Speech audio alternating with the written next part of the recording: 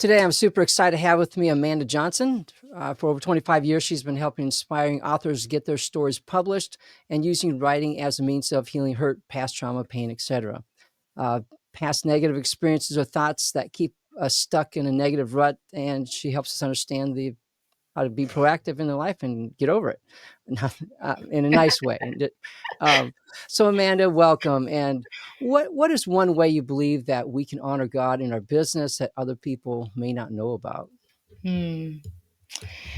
I think it's really about remaining true to what we know we're supposed to be doing. Um, for me, getting into the business world and seeing all of the different ways that people taught me to market and taught me to sell and taught me to move rooms. I was always ever present to this, to my conscience, and knowing like, nah, there's some of this that I understand, but I'm not going to use. Very Integrity. good. Staying Mhm. staying true. Very good. Mhm. And so, how long has storytelling been interesting to you, or interested you, and what got you into that? Well, I mean, stories always affected me. I think it was part of what shaped me, but I didn't really get a lot of awareness until I was in college. I got invited to an honors program which studied all the classics of Western civilization, and I learned about the importance of great stories and how they shape us and our civilization, and also the importance of history and helping, everyone to understand kind of where was the author coming from when they were writing this. And so I kind of fell in love with it. That program itself really challenged, like the whole point of the program. I grew up in a Christian environment, and that program really challenged me to make all of my beliefs my own. And the way that it did that was asking me the hard questions. What if it's not true? How can you prove it's true? Right. Okay. And and as I felt like my world was coming apart because I was only 18 trying to answer these really big questions and feeling kind of mad that no one had ever asked me this before, Oh, wow. Okay. I thought, I don't know how to get through this except through story. And some of the great stories of the time, Lord of the Rings came out around that time, The Matrix came out around that time. All these very resonant stories kind of gave me the ability to start um, seeing what I was feeling inside and being able to give it some language. Okay. Very good. So in a pre-call, you talked about the narrative of our life and how Mhm. we're either characters or narrator. Can you kind of explain that to our audience? What that means? Sure. Yeah. So when I started helping people with their books from the beginning, I would help them map out what are the themes, what's the core message, what are the Mhm. stories you want to tell. And then we get into the writing portion.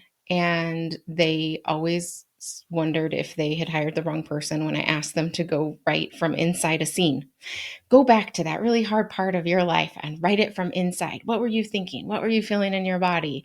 What was going on around you? Oh my God, they did not like me. But what I was asking them to do was be the character Sure. in their story again. Okay. And so they would, take the deep dive. Fortunately, I'd built enough trust. They would do it and they would come up for air. And then I would give them the opportunity to say, okay, you gave me this moment and you gave me this moment. What happened between these moments? So they kind of got above like a narrator of a good story, right? And the narrator knows more than the character does. And so they could kind of see how things were working for them.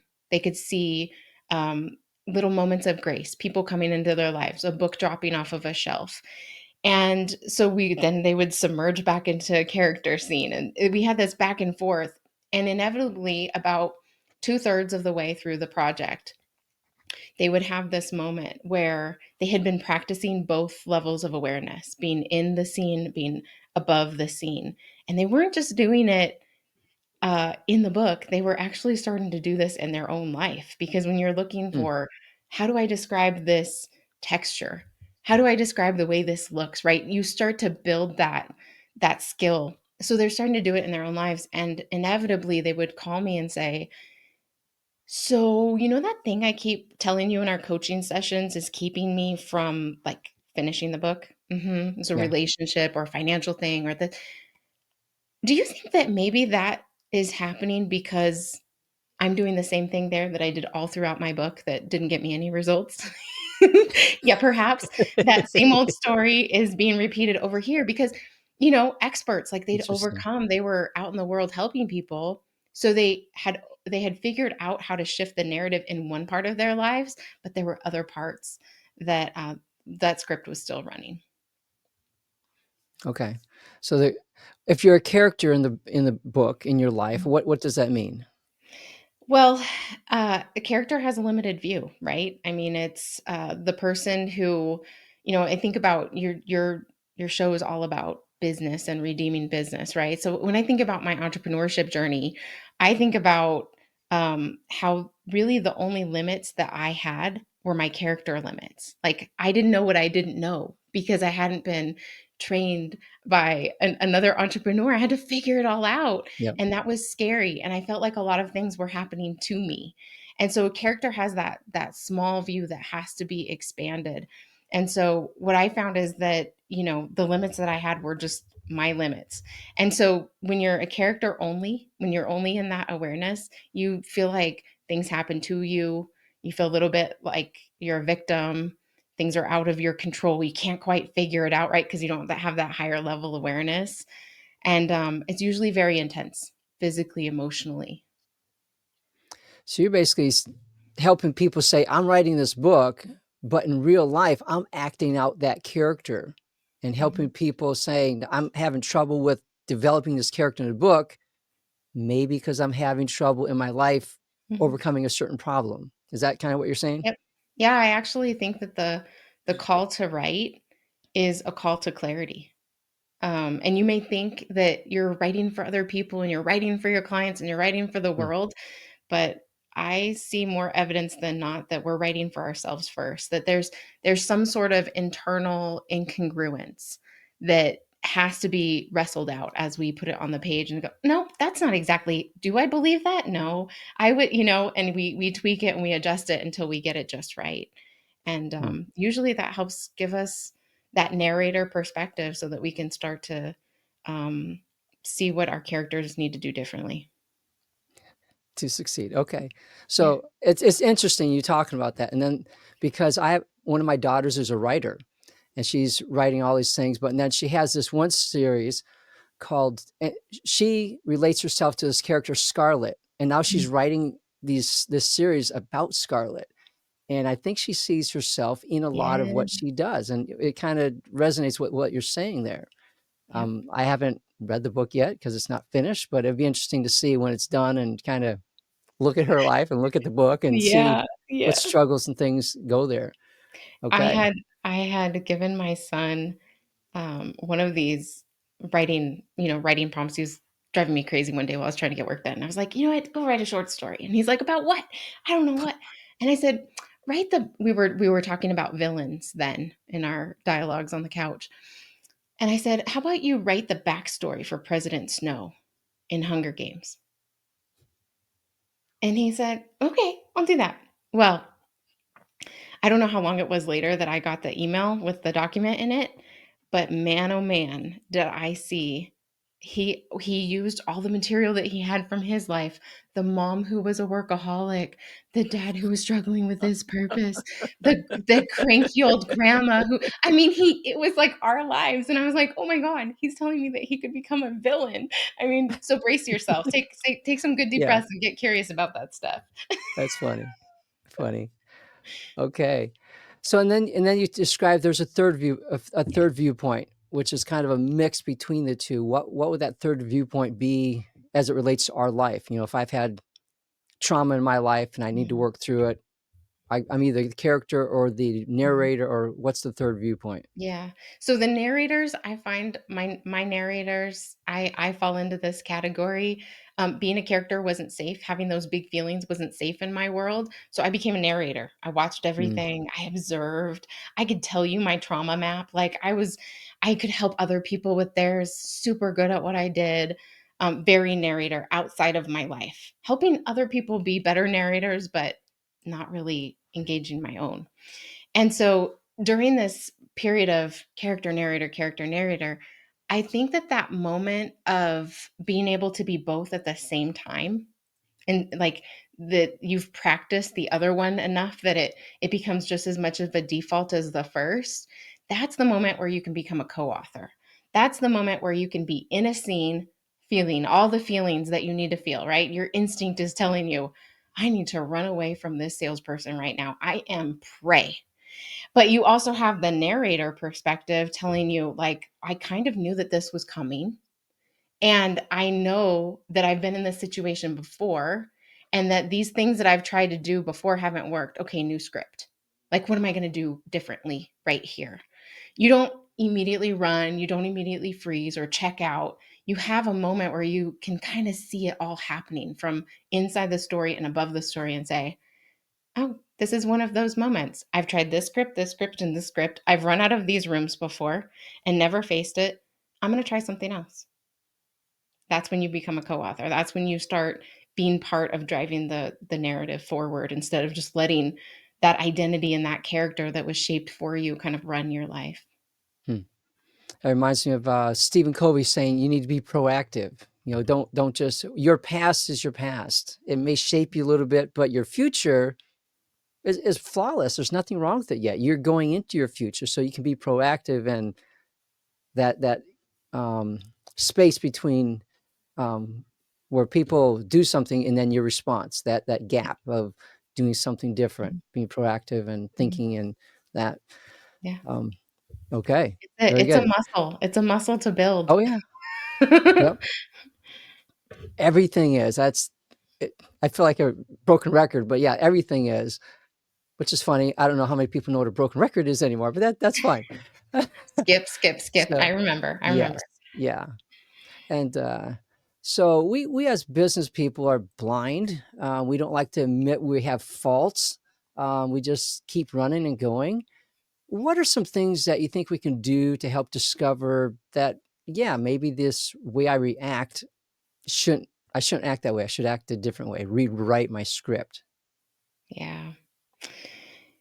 I think that that relates to the power of storytelling. If you can find someone that you trust to break the story loop of silence, I think that's the first real step.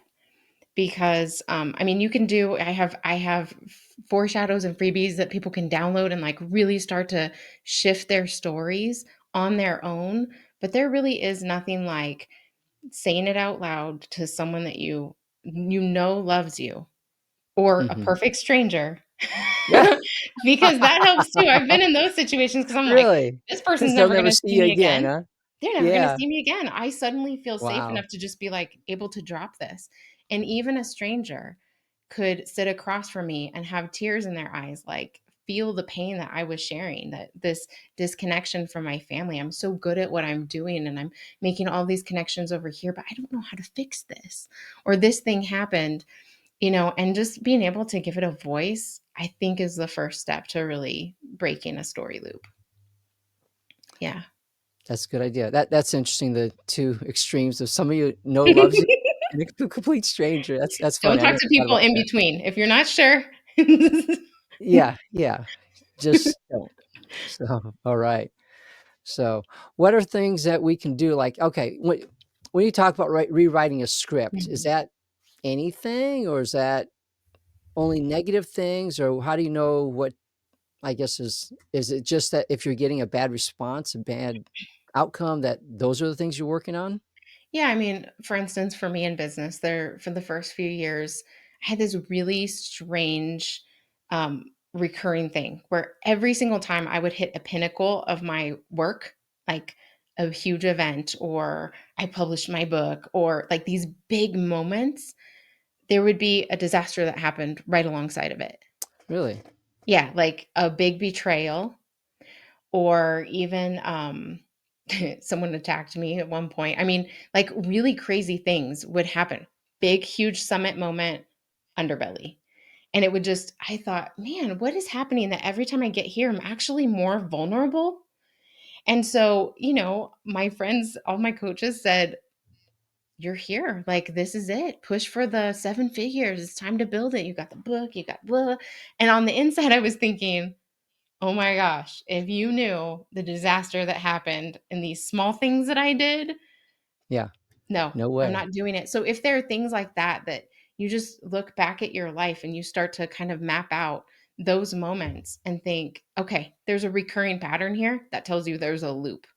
A feeling of detachment, a feeling of being out of control. Sometimes these happen in specific domains. Like I know some people who every time they have some sort of loop, it shows up for them physically.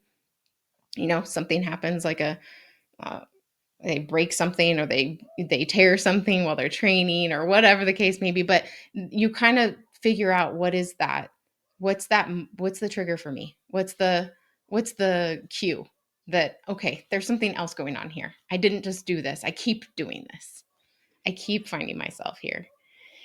And then, once you figure that out, it's important to kind of figure out what your default is. Are you the one who, you know, gets laid out flat as the character and can't move and is totally paralyzed and overcome with feelings and feels completely powerless? Or are you the narrator who goes into like super fix it mode and doesn't feel anything? And then once you identify which mode you're in, it's time to start practicing the Mhm. other one. And that's really the key of building that muscle of the other awareness. If you're like in fix it mode and like, what are the cues? I've had to empower the people around me. My husband will never forget the look that he gave me when I said, look, you keep getting mad at me because you say I check out. And now you're telling me that it's been for 2 weeks. I have no clue when this happened. So I had to tell him this is a loop. So my request is that you tell me when you see it happening, because there's no way for me to change a Yeah. story if I don't know when I'm being affected. Because Yeah. I live a narrator, mostly unaffected, right? And so he just looked at me like, "You want me to do what?" Like, that's not a good idea. And so I had to give him the words. "Here's how to talk to me. That thing that was happening before that you said, I think it might be happening now. These are the words that I just said. This is what we were just talking about." And then just starting to map the story. What was it that got me? What was it that got me back stuck in that old narrative and back stuck into narrator when I'd really been practicing character? Hmm. That's interesting, and that takes reflection. You have to stop and say what's been happening, Mm-hmm. and really stop and reflect and say, "Hey, why do I do that? Yeah. Is it like you said? Is it a pattern? Is it something expected?" I just got through with a podcast, and one of the guys was talking about how he had this view of money that you it was like almost required any successful entrepreneur went bankrupt, and he Mm-hmm. just had this in his head. And so Guess what happened? unintentionally, how he worked with his companies, he did things that would have bankrupted him multiple times until his dad got a hold of him. He's like, "What are you doing?" He's like, "Well, I did this, this, and this." He's like, "That's not a good idea." And just changing the thought is like, Mhm. I can be successful without going bankrupt. And Yep. then he just had to change that storyline Yeah. and just say it is okay to be successful without going bankrupt. Yeah, the first step is absolutely awareness, and sometimes you need other people. I mean, really, what I've learned is if you can pull around a small fellowship of mentors and allies who you trust to say, hey, there's something going on right now. I think you might not be seeing it. Let's talk about it and get curious. Um, you can avoid getting to those points where you're like you're really in trouble, you're bankrupt, or you've been attacked or totally betrayed. I lost like $100,000 on that event that I did because I didn't trust my character that was telling me. And so that was the story that I had to get to. I stopped the business and I said, I'm gonna dig for this. And that's what I came up with was every time, like, I was never allowed to really be my true self, to really Mm, shine. So every time I had a moment where I felt like this is it, like I am here, I've arrived, I'm in it. I'm in my life. That's when I was the most vulnerable because that's what happened to me when I was little. True self, mm, squish, okay. right? And that came physically, it came financially, it came in all different directions for me, but it was the same story on replay. So I had to figure out how to build the muscle as the co-author. Now I knew what was going on. As I started my business again, every time I started to feel myself expand, that I felt that fear. Oh no, this is going to happen again. I'm going to get visible. I'm going to get in trouble. Right? And so I had to build safety around that. Like, what are the ways that I do that in community? What are the ways that I do that when I'm on stage? What are the ways that I do that when I'm writing, so that I feel safe enough to be my absolute truest self? And now that's not really a story anymore.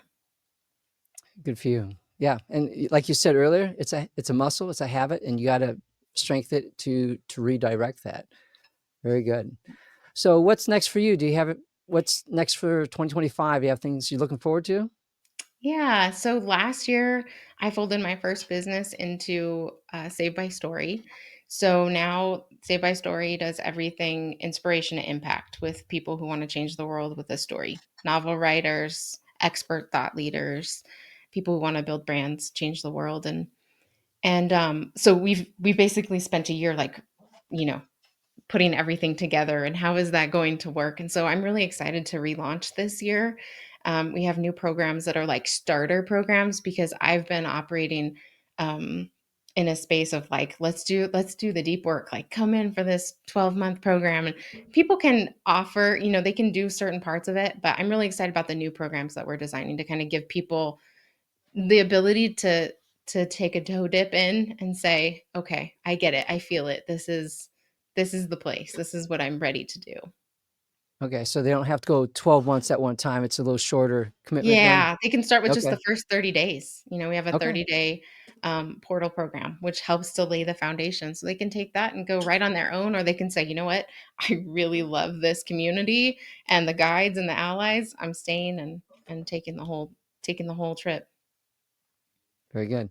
So, how can my audience find out more about you if they want to get a story published or they want to do this whole story thing because there's things going on in their head? How can they Yeah. find out more? So I would go to savedbystory.house. And if you /foreshadows, you'll see a whole list of freebies that you can kind of see the way that we work. If you are thinking about writing, but you need a little more clarity, download the audio and the worksheet, that sort of thing. Just check it out. Follow us on social media, Save by Story.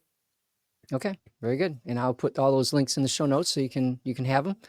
And we talked about a lot of things today. So, what if you're going to boil it all down? What's one thing we can take action on as a group here? I would say just take 10 minutes, 10 minutes, and just stand in the middle of your life and observe it from the narrator perspective, and try to feel it as much as you can, and just start to build that muscle. Okay, Yeah. sounds good. So, well, thank you very much for your time and encouragement today. Like I said, don't forget to look at the show notes, and we'll put all that stuff in there. And sign up for our newsletter so you can continue to get inspired with all these podcasts. And so, my friends, that's all for now. Trust you have been inspired to redeem your business, to redeem your time, and to buy it back and use it for God's glory.